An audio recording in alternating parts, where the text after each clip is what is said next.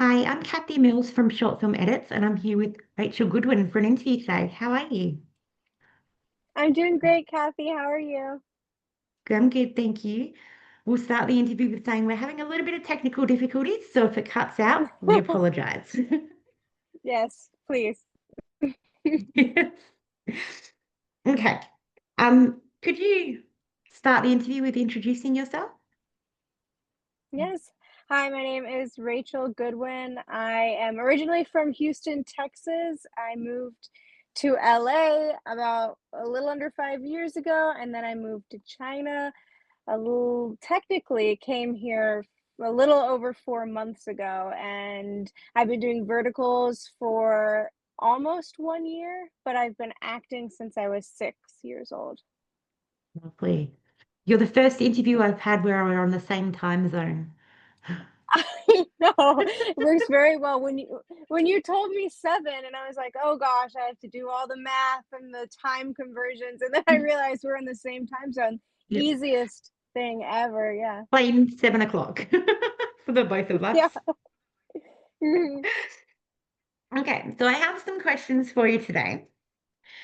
The first one was, you've worked across commercial, voiceover, stage, and film. What do you see as the core skill that ties all of these experiences together? Actually, what I think is the most important thing is something that comes not on camera and comes from when you walk into the room and you're meeting everyone, just being very easy to work with. I try to pride myself in not being a diva. I think that's like super important and just kind of being go with the flow, easy to work with. Obviously, that doesn't mean like not standing up for yourself when you know something's wrong. I think that is the most important thing as well. But, just being a positive influence or person on set and being someone that everyone is like, oh my gosh, that person was so uh, good, fun to work with and had good energy, but knew when to get down to business at the same time. Not all fun and games. But I think I think it comes before the cameras even roll. I think it's being nice to everyone. It's learning everyone's names. Like, we need an entire team of people to make these things happen. So Yeah, there is not a single person who is like beneath you or lesser than you. And I think it's a shame that sometimes actors can get in their heads and get a superiority complex, for lack of a yeah, better word. I just think it's really important to, treat everyone with respect and treat everyone equally and just share the love, so to speak. I agree with you. Just, yeah, be kind, give when you can, and just, yeah, I agree. I Yeah, agree. yeah. Okay, you've portrayed characters with wildly different backgrounds. How do you mentally and emotionally switch between such varied roles? Gosh. Well, I breaking it down from the beginning from when I get my script. I have my iPad, which is my baby, my pride and joy. And so I'll put every script through the iPad. I'll take it and depending on if the client allows for rewrites or not, I'll do a full, which I hope sometimes they do need to be tweaked a little bit. I know you've Mhm. probably seen that in some vertical scripts, but Yeah. I do a full rundown. I have a whole color code of highlighters with my little Apple pencil. Oh, it's the most fun part actually when you get the script and you read it for the first time and you can just dissect the character. But it's I have played a lot of completely different characters. I will say I have to admit the villains are a little bit more fun to play Mhm. than the leads because they're evil and they're crazy, but you have to find a reason to rationalize all of their crazy behavior. Whereas like some heroines are written like very well and they have kind of like a backbone behind them, which I've had the luck to be cast in a little bit more of like a sassier lead rather than just like a lead that kind of doesn't have that, you Yeah. know, Great. willpower behind her or wit or yes, anything like that. But even if I do have a character that doesn't have that, I'd like to try to put a little bit of that in her because I think it makes the character less two-dimensional, and some these scripts are a lot of the same, unfortunately, which I hope is changing soon.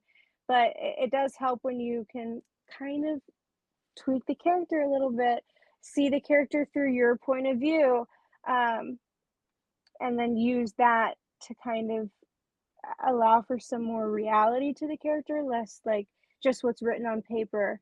And Yeah. yeah, go about it that way. Well, backing off from that, I actually have a question for you about that because I find the storylines can be quite repetitive. Yeah. So one of my questions, which I ask everybody, is if you could star in a vertical that you would class as the perfect storyline for you, what would it be? Oh my gosh. Okay, so I kind of have an idea. I don't know how I'm actually writing a vertical. I know everyone's writing a Ooh, vertical, but oh, no. ooh, I am writing one right now. Sorry about okay. that. I I am writing one right now. I haven't been the best about it because I've been so busy, but when I get the time, I have kind of dabbled in it, and I don't want to give away too much because maybe I'm biased, but I feel like it's such a good idea that I don't want anyone to steal my idea. But it's a it's a vertical inside of a vertical. Like the vertical takes place, but it's about vertical actors. Oh my gosh, that's gonna annoy me all day. It's all right. I warned people about the technical difficulties. And look, more technical difficulties that we didn't even warn them about are happening. We jinxed it, but it's like a vertical, but it's anyway. It's about verticals. Like Okay. it's obviously the classic love story because I mean, who doesn't love a good love story? I know it's overplayed, but that's why you watch them, right? Because even Yeah. I am guilty of watching them way more than I should. I watch ones that don't even have me in them. Yep. yeah, I'm addicted to verticals too.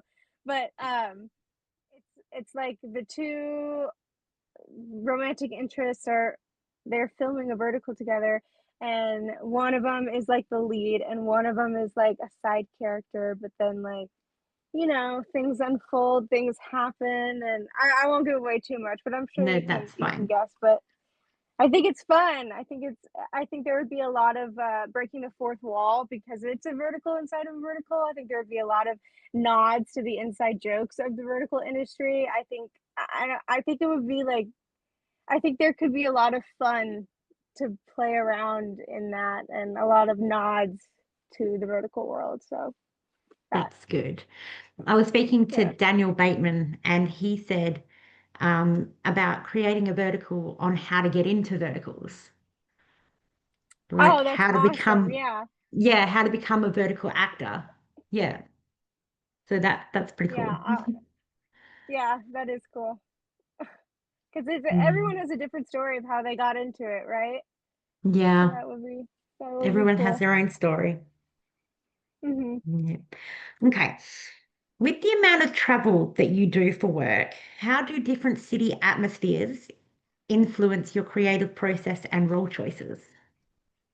Oh gosh. Well, specifically, one thing I've noticed in China is all of the different provinces or cities have completely different accents. So, one thing in China is I've tried to go around and pick up some Chinese so that I can communicate better because a lot of the times on set, no one can speak English. The crew can't speak English. Costume, wardrobe, no one can speak English. Sometimes even the director can't speak English, and the only person who can speak English on set is one person who would be the first AD or even sometimes a translator. So I've tried to pick it up, but it's not the easiest language to learn, I'll be honest. So it's Yeah. been difficult, but furthermore to that is every city has a different way of saying things, so you'll go to one city, you'll learn a bunch of things, and then you'll travel to the next city in China and you'll try to speak to them and no one will know what you're saying. And you're like, oh my gosh, I learned all of that and I still no one understands me. So that's that's been a little difficult. But then I don't I think just in I think otherwise, I think I've just filmed in LA. I don't think I have filmed any verticals in any other states. And I filmed in Vietnam. I filmed in a lot of Asian countries. I filmed in Vietnam. I filmed in South Korea. Um, but it's hard with so many languages in your head trying to pick up new languages. I Yeah. focus mainly on Chinese because that's where I am right now. So, Yeah. Do you speak any other yeah. languages?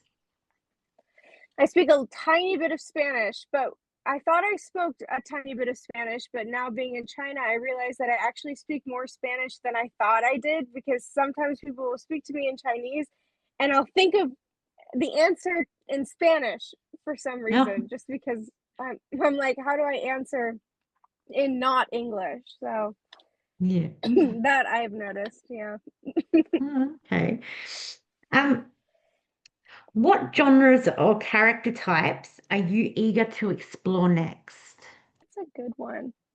Oh, I would love to play twins in a vertical. I would love to Oh, that'd play be cool. two, right? And then you could be like, if one twin was evil and one twin was good. First of all, I think it would be so cool.